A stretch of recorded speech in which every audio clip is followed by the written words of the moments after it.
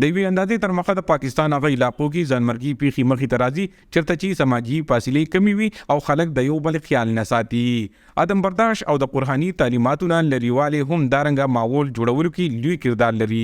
تېره ورځ هم د ملکنډ پلی علاقه کې داسې یو دردناکه پیښه مخې ته راغله چې ټوله علاقه پرې غمجنه ده او خلک په یو دوه کې حیران شوي دي.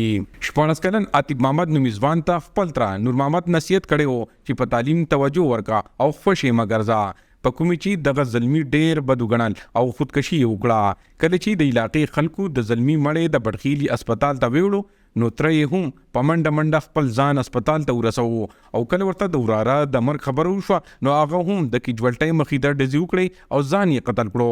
د طب پوهان وایي چې د خودکشۍ بې شمېره وجوهات کیدی شي.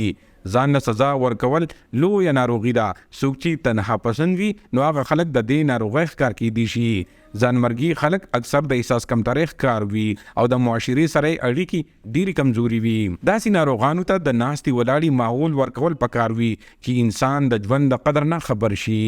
بلخوا عالمان وایي چې ځانمرګي پیښې د مذهب نه بغاوت دی، ځکه چې زموږ په خوږ مذهب اسلام کې خودکشي آرام ده. موږ له پکار دي چې خپل بچیان په قرآن او حدیث پوه کړو او ښه ماحول ورته ورکړو چې دارنګه پیښې مخې ته نه راځي. عمران زریاب، خیبر نیوز، مالکند.